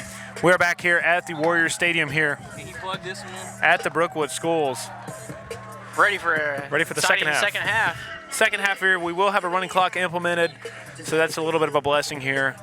Hallelujah. Would like to stay in the elements as little as time as possible here. Rain has died down just a tad. Yeah, just a little bit. So with that, with the rain stoppage will come the humidity. So just an entirely different playmaker in terms of the elements outside of the rain. Good to know that the rain has not affected the pass game so far in this first half of this game. So the Hornets are looking to continue this dominant run they've had so far to start the season. 5 for 5 perfection on offense, 35-0 as it is reflected in the score. Their offense has been electric. 3 touchdowns from Win Hoots in the first half. We had a touchdown from Stone St. Clair and a touchdown from Ben Holbert. Also want to mention that Brookwood has really struggled on offense today. Looking to probably get some different looks here in the second half. We'll probably see a little bit of different player in terms of personnel for the Hornets in the second half, given that the score is as high and as marginal, as widely as a margin as it is. We'll probably see a little bit of the younger guys for this Hornet team work in. Maybe a little more aggressive too, considering they went for it that 1 4th down and long fake punt. Could see a little more aggression possibly, but I do see sophomore number 5 Court Pearson warming up on the sideline here, so we'll probably see a little bit more of him at the quarterback position in the second half, given that the score is 35-0 and we will have a running clock, just to give those new guys or the young guys an extra a little bit of playing time here to start the season. Court Pearson, haven't really heard much on him, but he looks to have a pretty decent arm just from seeing him throw. seems to release it very well. He's got a high release point in his pass. So we're looking to continue for Westfield. They're going to look to continue their dominant offensive and defensive stand that they put up in the first half. For Brookwood, you're really just trying to survive at this point. They really haven't done much on offense, and their defense has really just been ran over by this Westfield offense. But Brookwood has been resilient throughout the game, and they're looking to get something on the board as they are still shut out 35-0 as we go into the second half. We got a little bit under a minute 40 before we start this second half here at the Warrior Stadium in Thomasville, Georgia. No. Coming to the cut.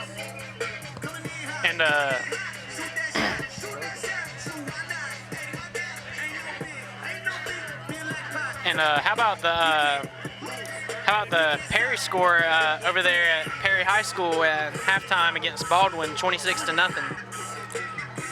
Perry Panthers. Heard it from Trent there. The Perry High School, they're up on Baldwin to start the season. And week 1 here for most of the schools in the area, in the Middle Georgia area, for starting off football. Got Warner Robins and Perry tonight in Westfield, and then you got, I believe, Hoco and Northside tomorrow with Hoco at the Benz. So we got about 45 seconds left at the halftime intermission, and we are about to start the second half of football here at the Warriors Stadium in Thomasville, Georgia. So Westfield will have the ball to start the half as they elected to receive on the coin toss to start the game. So Westfield will probably see a little bit of the younger guys start off here for the Hornets as they huddle together and get ready to take the field for the kickoff return. We've got about 15 seconds left here before we start this second half. Looking to be a great second half of football here at the Warrior Stadium. Yeah, if you're Westfield, you really couldn't ask for a better start to the first half of this season than what just happened in the first half, man. I mean, 35-0. Like, I mean, all the touchdowns have been through the air, correct? Yeah. So, and despite it was raining harder earlier than it is now, but so might see a Brock Johnson rushing touchdown here in the second half, possibly, before we start seeing some of the second team come in. But so we'll second see. half, getting ready to start here. The Brookwood Warriors are taking the field to kick it off. As we said earlier, Westfield will receive the kick as they elected to kick it off to start the game here. So Coach Black over there giving his talk to his special teams unit, looking to get him fired up before we start this second half as they break. So on the in the back to receive for the Hornets is Winhoots and Stone St. Clair, that speedy duo that we've already seen reach the back of the end zone tonight. Been wreaking havoc downfield tonight. They've really been showing why they are the fastest guys on this receiving core at Westfield. So, and that is also evident too in the reason why they are back there to receive these kicks for the Hornets. Just got to get an elusive guy back there that is really just tough to bring down. Despite them not being the biggest, they are quite possibly some of the fastest on the field at any time. And not to diss Jackson Sinclair or anything, but with Stone Sinclair back there, it's almost like Jackson Sinclair never left. Yeah, if for I may real. say. He's really just filling in that footsteps, filling in that gap. So it's going to be a little bit of an onside kick here. Pooch squib kick there. It's going to go out of bounds.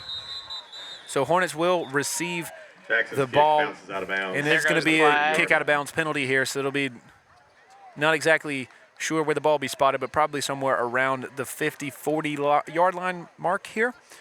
So Hornets are getting ready to take the field. We'll probably see the offense, if all goes well. We'll probably see the starters here for one more drive, and then we'll see the younger guys start to come in and get a little bit more reps here.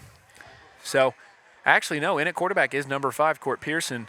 But everything else seems to stay the same for the Hornets offense. Still see Ben Holbert, still see Winhoot, still see St. Clair and Matt Molina. Looks like he's just getting a couple of reps in, giving Brock Johnson a little bit of a breather. Yeah, Brock has really been doing it all tonight for the Hornets, kicking field goals, extra points, running the ball, throwing the ball for touchdowns. Court Pearson drops back to pass, completed to Ben Holbert. Ben Holbert's going to take it wide and going to pick up the first down for the Hornets. Great play from Ben Holbert. Nice speed. Number 5, Court Pearson's pass So really have been hearing Ben Holbert's name a lot tonight, not only on the offensive side, but on the defensive side. Really has been an impact guy for both sides of the ball. And he's making his impact and his name known. May not be the biggest guy on the field, but what he lacks in size, he makes up for in athleticism and IQ, as we've seen many times here on offense and defense, as we get a wide look here, an empty backfield set for Court Pearson. So probably going to see a pass here. And we are. Drop back. He's going to look deep. Overthrows his man just a little bit.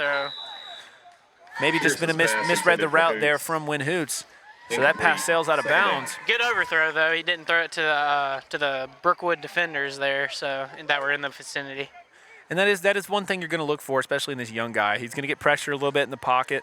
So we're looking to see his pocket presence in terms of how he handles the pressure well. And despite that overthrow, as Trent just said, there was not an interception or flag or penalty thrown on the play.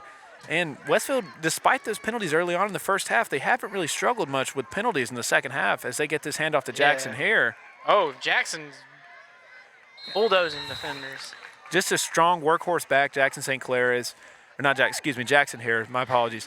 Jackson Hare, strong workhorse back for the Hornets, really has been carrying the ball, getting close to 5 yards of carry this game. Really just a big, tough guy to bring down, basically like a horse in the backfield. Westfield has been very good at the past couple of seasons at producing very, very, very strong running backs, just running straight up the gut and just getting 5+ yards out of a single halfback draw. So here we got, again, 3rd and 5. Probably going to see a little bit of a pass action here. Court Pearson on the rollout. He's going to look wide. Got rid of it quick. Looks to be Stone St. Clair. He's going to take it wide. And Stone St. Clair to the house. That speed. Little tunnel screen again. We saw that play in the first half. And Stone St. Clair scored on the exact same play in the first half on that same tunnel screen. He's gone. We might be able to get a replay on that. Maybe not, but it looks to be we're going to get a replay on that play here. We see Court Pearson gets a little bit of a pressure here, but he finds that tunnel screen to Stone St. Clair, and he takes it to the house 4-6 for his second touchdown of the night and Court Pearson's first career touchdown as the varsity quarterback. Kind of got a little lost in the sauce there, too, Stone did. So Brock Johnson again on the field again, this time not in the offensive position, but just to kick an extra point for the Hornets. Yeah. Kick is up, and it's off the post. No good. Man. And really, you got to give props to Brock Johnson. It is tough to kick that ball. As Brett mentioned in the first half, that ball probably is about 100 pounds, given the water log that it has just been loaded up with this night. Especially the conditions have not been helpful in terms of kicking the ball. But still, give kudos to Brock Johnson, though, man. He's besides his arm, he's also improved his kicking leg a lot from last season too, man. Because he wasn't just doing this season; he's been doing it all last season as well, man. So yeah, Johnson has made some improvements. We've also seen a lot of improvements from this Hornet team, mainly just from the younger guys that are coming up. But also the guys, we're not saying their names a lot, but you got to give props to the offensive line, to the blockers who are not really getting their name called on the announcers by us.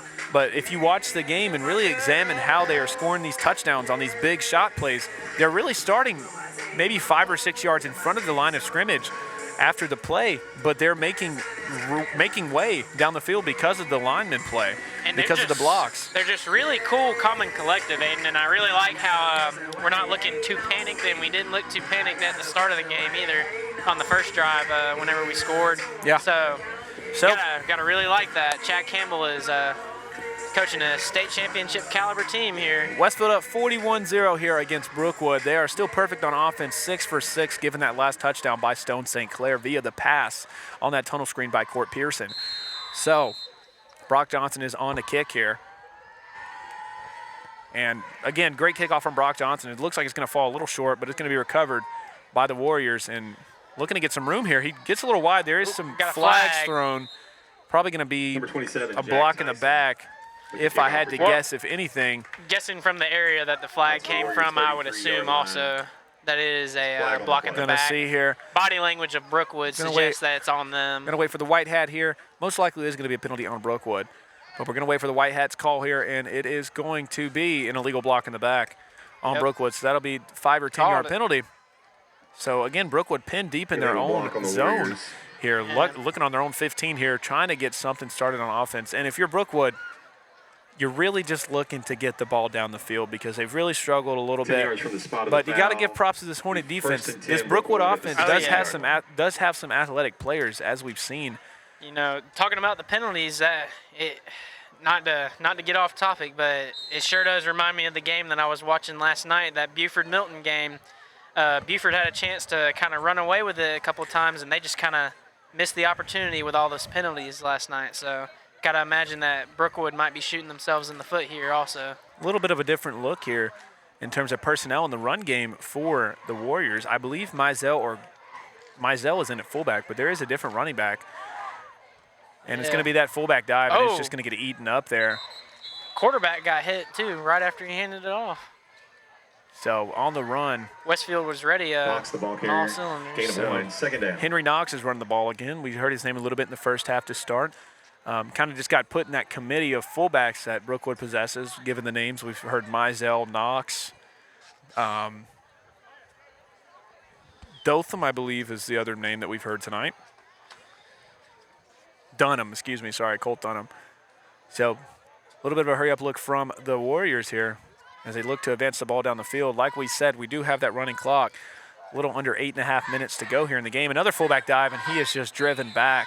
Westfield is not giving Brookwood any room to run up the gut tonight.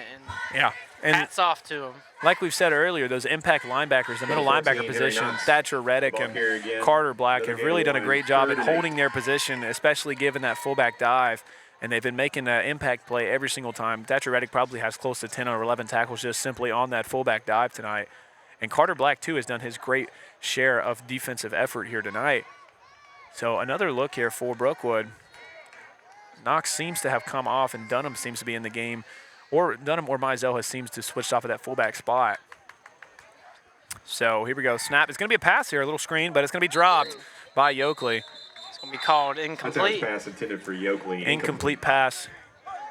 Fourth down. For Yoakley. Hightower, incomplete pass. And Brookwood here faced with another 4th down, 4th and 8.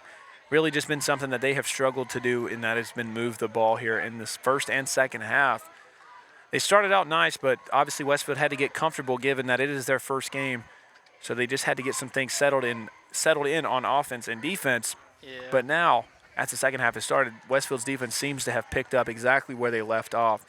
4th and 8 here for Kind of Brookwood. not surprised, kind of am surprised Brookwood deciding to go with the punt, but then again, football logic suggests that you punt it here in this scenario, and I know if I was Brookwood's coach, I would punt it. Pretty good punt there from Brookwood. It's about 20, 30 yards. We're getting a little bit of a scuffle down here between the Hornets here. Fair catch by number 12, Lane. The Westfield 46-yard line, first down. So there's a little bit of a scuffle down there, but no penalty is going to be thrown there for the Hornets. Little Hornet and Warrior scuffle there. A little bit of an infestation. Getting a little handsy down there. Of course, the game's getting close to the end, and some attitudes may be flaring up, but we got to keep it cordial, got to keep the sportsmanship at it high here, despite the score.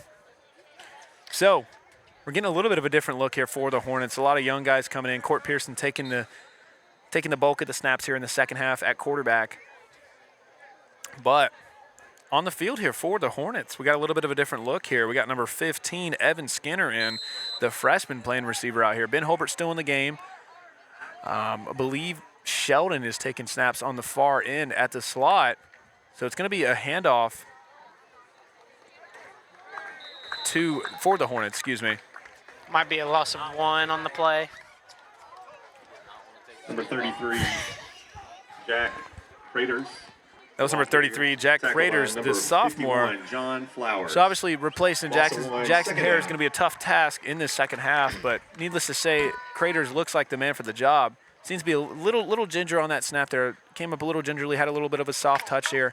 But needless to say, he just needs to get some snaps under him. It is the first game, so everybody's got to get a little bit of touches here as they line up. Got to get those first game jitters out of you. So Skinner is in.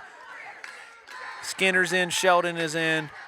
Ben Holbert is in at the receiving position. So Court Pearson calling the snaps here. Man in motion here. Skinner is going to take it. Court Pearson's going to take it on the carry. And he's going to easily gain back those yards that they lost and more. Takes a good licking there, but he gets right back up. Great play on the keeper from Court Pearson. Definitely was bracing for the impact there. We're going to get a replay of that. Court Pearson takes up the middle. Obviously gets a little bit of a swarm tackle there, but he takes the hit very well and gets back up, ready for the next play. So Evan Skinner, John David Lane is the other receiver and not Sheldon. My apologies. John David Lane, we've seen him receive back in the back to receive some of the punts tonight for Westfield. So it is 3rd and 6, Craters in the backfield. As we got looks to be a trips left here for the Hornets. 3 receivers on the left side. Probably going to see a pass here. We're going to see a pass. Oh, a little high. And so a bit of a tackle there. A little bit of a high throw, as Trent said, from Court Pearson. Pearson's pass complete to Lane. Great catch from John David Tackled Lane. Immediately by number it's going to be 4th down, but at least we didn't lose. I see the punters coming on. So this is the first look, as we did say. We did not know who the punter is, and we now know who it is for the Hornets. Looks to be Stone St. Clair. So really, as we've said, they really got the do-it-all guys. The guys on offense that are making the plays are also the people on special teams who are making the plays. It's the thing you got to love about high school sports. You just got to love seeing two-way athletes. Yeah, a lot of 60-minute men, as they call them. Exactly. So we got Stone St. Clair back here to punt. Not seeing a formation here from the Warriors here. With his speed, I might imagine that he might punt the ball, and he might get all the way back downfield just to down it. So Stone St. Clair, great punt here. Might be able to get grounded. Whoa. Hoots. Oh. Hoots is going to be able to recover it's gonna be inside the 5. Great punt inside the 5.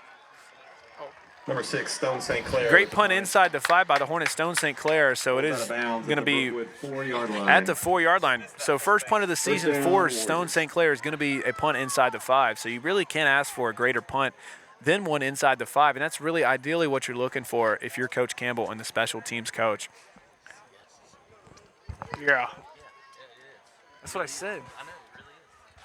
Yeah. Anyways, we're seeing a little bit of a different look here for the Hornets, personnel-wise on defense.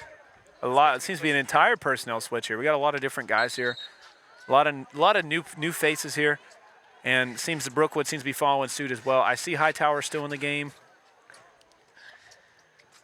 Yeah, still I'd see imagine Yoakley, if still see Hightower, still see Knox. I imagine if you're Brookwood or Westfield, maybe at this point with just about less than 2.5 minutes left in the game, I'd probably start putting in kids that you don't. Third quarter. Oh, excuse me. Start putting in second string. So that fullback dive is still getting met. They get a little bit more yardage here. It looks to be about a 3 or 4 yard pickup here. Westfield defensive line is acting like a stone wall tonight. Knox with the rush. So Henry Knox on the carry again. So Matt at the line looks to be number 25, Landon Gillis making a play out there on the tackle. And number 26, James Moore, both freshmen, making great plays tonight.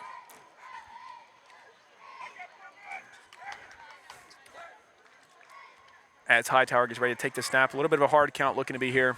And looks like we got that opposing end zone behind Brookwood. So it's going to be a roll here. Might see a little option pitch there. Great tackle there from the Hornets. Ooh. Great play from the Hornets. That camera gets a little bit of away from us here. So number 20, Cameron Staines making the play there. Great play from Cameron Staines. Looks like we have that play clock working in that opposite end zone now. So Cameron Staines made the play. 3rd and 5. So 3rd and 5 for the Warriors. A pickup of 3 on that option run there. Shout out to Tim Jackson tonight. He's at the McConnell Talbert Stadium in Warner Robins, Georgia, watching the Warner Robins Lee County game tonight. Last I heard, the score was 17-0 Trojans, but shout out to Tim Jackson though. Oh, gets away. Almost a pick. Almost picked off by the pass. Hornets. Great play from excuse me. James Moore almost getting the interception there, but also great play in the backfield. We're going to get a replay of that here. Good Hightower rolls out. Hornets. Hightower rolls out, trying to make a little bit of a pass here. Kind of gets almost tripped up there. So looks to be Landon Gillis made a little bit of an impact play there. We love to see the young guys making plays, and that's something that's really encouraging, especially if you're Coach Looks like Campbell. They're going to be punting from their from inside their end zone. So Brookwood again on the punt. A familiar sight there. Punter is definitely getting his money's worth in tonight. Now it looks like the coach for Brookwood is wanting the punter to let the clock run out, and they're going to punt to start the 4th quarter. So we're not going to get a punt here. We're just going to get a hold. His hand up. Yep. So and that is going to end us to the 4th. That'll take us to the 4th quarter. That's the end of the 3rd quarter. Westfield Hornets up 41-0. Wow. Here at the Warrior Stadium in Thomasville, Georgia, on Middle Georgia Sports Network. This is not about a merger. This is about the first tangible step for us to take together to build a regional hub of healthcare for Central Georgia. The confluence of research, technology, innovation, and excellent community care is how we'll make an impact together. As we unveil our sign, it's a symbol of the chapter we're now taking together to reshape healthcare for this community. We'll stay right here as we get ready to start the fourth quarter.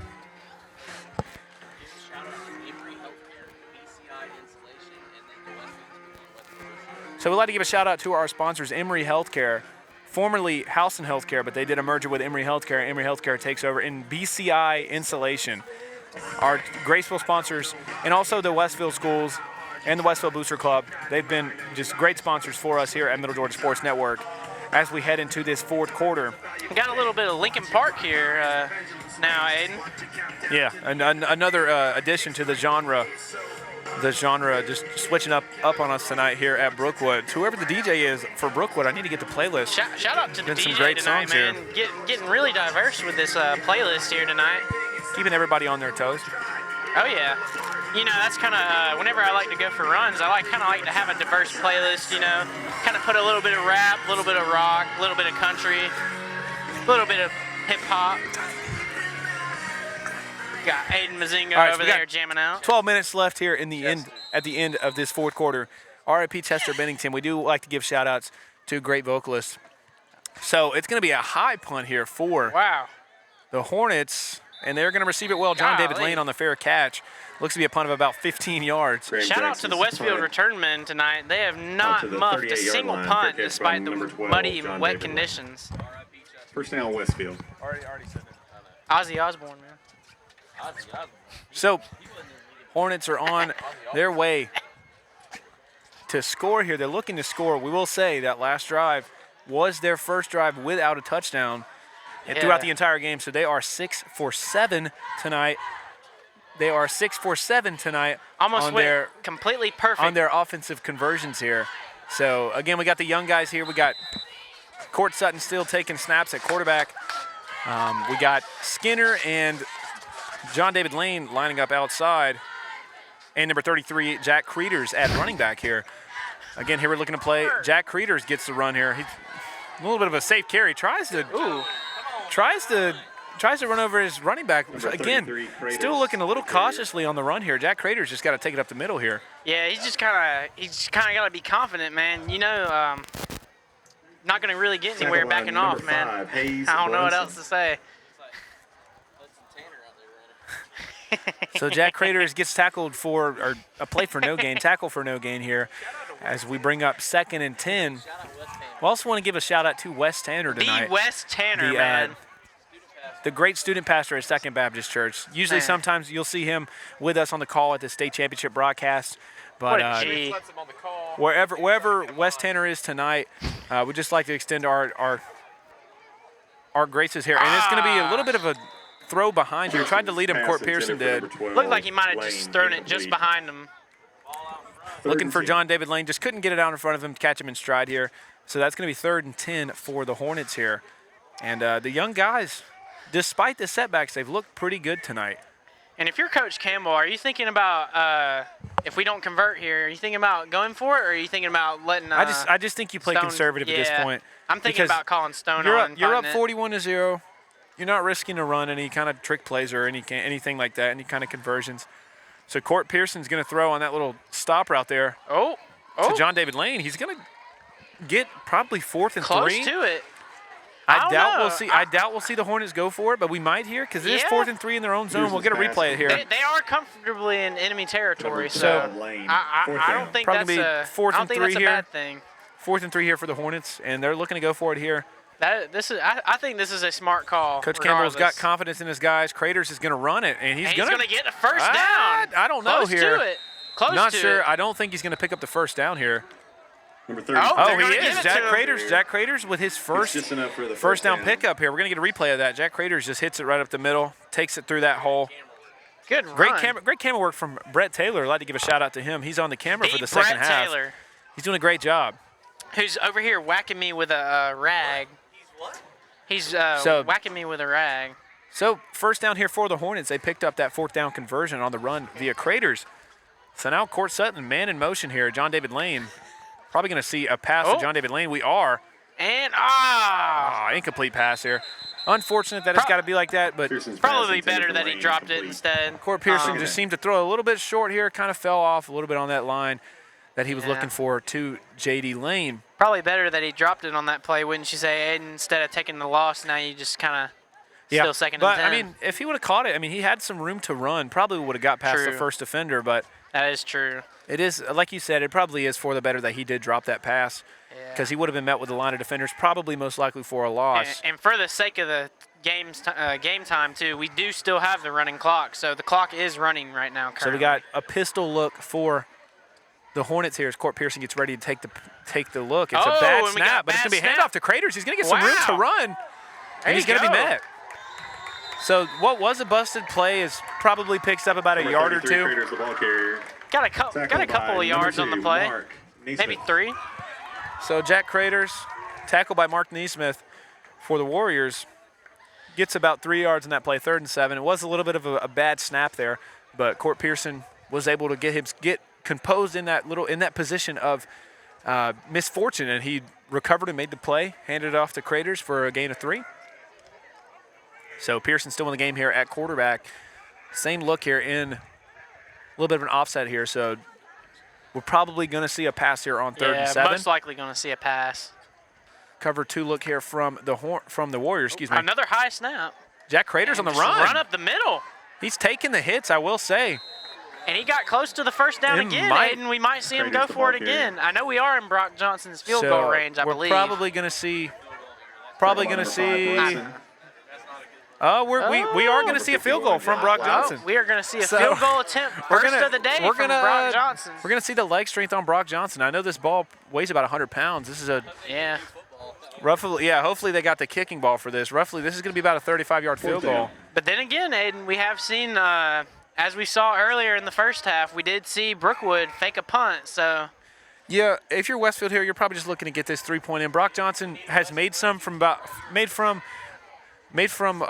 40 yards in warm-ups, and that kick is up. That kick is up and good. Brock Johnson, great kick there. 35-yard field goal is through the uprights. What a kick from Brock Johnson, man. 35 yards, 44-0. So although the drive didn't result in a touchdown, it still did not result in the Hornets coming up empty-handed. So they are up 44-0 via that field goal from Brock Johnson, roughly 35, 36 yards. So Brookwood is going to receive this kickoff. A little bit under 6 minutes to go in the game. You're on the stream, man, when you're doing that. There's nothing we can do, man. We can move the camera. So 44-0. Brock Johnson, really the do-it-all man tonight for the Hornets. Really is. Kicking a field goal tonight, kicking a lot of extra points. Six for 7 tonight on extra points. 6-7. 6 for 7 tonight. If you heard that voice, it was our producer, Braden Holder. Big B. Also want to give a shout-out to Hurston Waltrip tonight. Hurston Waltrip tonight pitching for the Braves. Pitched a great game. Braves win 2-0. Braves won 2-0 tonight. Hurston Waltrip gets a win in his first game.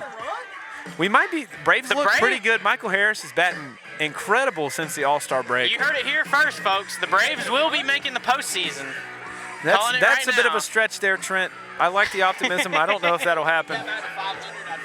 If we could get back to 500, that'd be great. Braves do have a solid chance of becoming the first MLB team to start 0-7 and possibly finish at least over 500. So Braves win 2-0 tonight. And speaking of we're gonna shutouts, get kicked out of bounds here. Speaking of shutouts, it may be a shutout here for Brookwood, as they are still trailing 44-0 with 5:45 left to go in the game. Also want to shout out Jaden King, man. Homie just graduated yesterday, dude, and Jaden King graduated today. Shout out to him, man. Guy's got great plans for his life, dude. American Intercontinental University. Gonna do big things through Jaden King, man. Shout out to him, man. So the Hornets here Just looking to play defense here. 5:14 left with this running clock here. Brookwood has still been stifled on defense or on offense, excuse me. Yep. Despite the young guys for defense, really, I've been impressed by the young defensive core that the Hornets have with these freshmen and sophomores. Some of them we've seen a little bit on the offensive side, but most of these guys are just playing defense. Mainly the defensive line has been incredible despite the change. Yeah. I really haven't even seen like a bend and doesn't break mentality. I really have not seen Westfield's defense even bend tonight. Aiden, they are not breaking at all. Other than that little mishap in the first period, slight little hiccup, but it's the first game. Yeah. Other than that first drive where Brookwood picked up about 3 first downs and drove it down the field and got close into scoring position, they really haven't got it past their own 50. And really it's maybe a discouragement for Brookwood, but it's also a major encouragement for Westfield. Yeah, just starting the season off complete and utter domination on both sides of the ball from Westfield. If you're Chad Campbell, you really gotta love what you've seen on both sides of the ball and special teams too. So it's going to be a handoff to Queen. Queen's going to take it wide, and he's going to be ran out of bounds. Queen, the ball carrier. Jerem Queen on the carry there. The Warrior 42-yard line. Ran out of bounds. Looked to be by it's a gain of 2. Landon Third Gillis. Down and 4. Yeah, at, gain of 2. Outside linebacker there. Great play from Landon Gillis. Looks like it's going to be set up a 3rd and mid. So 3rd and 3, 3rd and 4 look for the Warriors.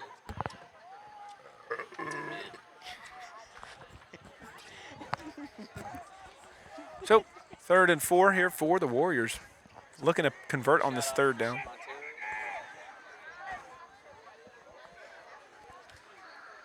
So they're going to run it up the middle. And, oh, I got lost in the sauce there, y'all. I did not see where the ball went. Graham Jackson. Oh, really? So if we could get a replay of that. Out over the 45-yard line. If you guys see this, there is a handoff that is made, but he gives the ball. Yeah. The ball carrier gives the ball back to Hightower, and Hightower holy moly. Hightower picks up the 1st down. Yeah. And this is the first. Right there. This is the first. Holy Toledo. That was the first 3rd down conversion of the second half for the Hornets. Oh, they won't be at it. Yeah, I will be at it. Yeah, shut up, Brayden. I will be there.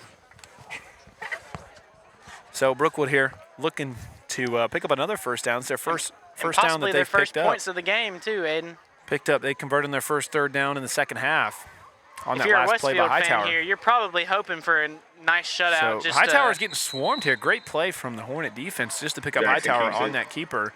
Or excuse me, Jackson. Apologies here. So there was a different quarterback change in personnel here. Asher Jackson in at quarterback. So we've seen Hightower take the bulk of the snaps here for Brookwood, but really just hasn't been able to really get anything started, this Brookwood offense tonight, as they're still held scoreless with a little bit under 2 minutes left to go in this second half, or in this game. Yeah, really haven't even been able to make it past Westfield's defensive line. So, just like I said, they're not even giving any leeway. Down. And that might be Jackson, the ball carrier it looks like they might have given him a half a yard on the gain play. Gain of 1 there is from what we're hearing here. So it'll probably be at 3rd and 6, 3rd and 7. Yeah. 3rd, 6, 7 here. Probably going to see another run here. Oh, we may see a possible rollout pass from Asher Jackson here. But they did convert on the last 3rd down.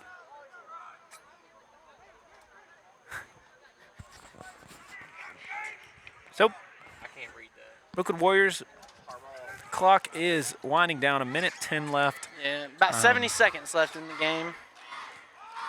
So, Brookwood just looking to get something here. Yeah. Play clock's running down. Got about 2 seconds left.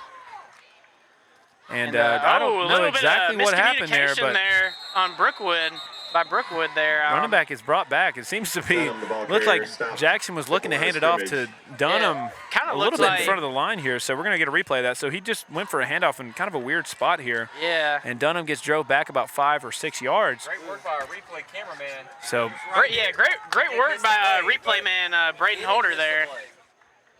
Shout out to Big B Braden Holder. So there for the replay. 25 seconds left here in this game here between Brookwood and Westfield. Final play of the game here, Aiden. Most likely, they may just let the clock run out. Yeah, we'll have to see here. Yeah, the coach has his hand up in the air for Brookwood. I think he's going to let the clock run out. Yeah, he doesn't even need to snap it, but he probably will. So time is winding down, and Westfield is going to pick up their first win of the season, 44-0 against Brookwood. They will start the season 1-0. Complete domination here by the Westfield Hornets. You will see more from us next week at Westfield when Westfield takes on Southland at home at the Hornets' Nest next week. Looking to be a great game next week. It's been a great broadcast tonight, despite the elements being a little bit of a hazard for us tonight. We've had a great game tonight between Westfield and Brookwood. A lot of diversity tonight. Westfield starts the season 1-0, and they're looking to continue what they finished last year, despite their loss against Deerfield in the playoffs. But we'll have them coming up in several weeks, I believe. If you're Coach Chad Campbell, this is definitely a confidence game, just to see what your young guys were capable of, and also just how your starters are willing to run and how they adapt to the environment. And they seem to adapted well, and they played great tonight. Stone St. Clair, 2 touchdowns, Win Hoot's 3 touchdowns. Ben Holbert with a touchdown, and Court Pearson with a touchdown too. Yeah. Stone St. Clair had 3 touchdowns. Sorry. Thank the sponsor. Okay. And also, finally, before we sign off, I'd like to give a shout-out again to our sponsors, Emory Healthcare and BCI Installation, and the Westfield Schools and the Westfield Booster Club, our grateful sponsors for this game. It's been a great broadcast. Hornets start 1-0. We'll see you next week on Middle Georgia Sports Network. Defense as an offensive team does. Johnson's going to get the edge. They're going to come up. Oh, he just runs through. Slant route to the Bows. Oh, that's a tunnel, actually. And Jack missed tackles there. And Stone St. Clair, what a great sit for him as he scores. It's going to be just like that. That might be the way it determines the game. The ball is good. That's Brock Johnson right into his pocket, coach. Brock Johnson just walks in the end zone. So he's going to pull over the quarterback. He's going to try to bounce, and he's got nowhere to go. He's got an alley. He's got an alley and some speed. He's got to just beat the kicker. He's going to throw it. He's got a man wide open. He's there. St. Clair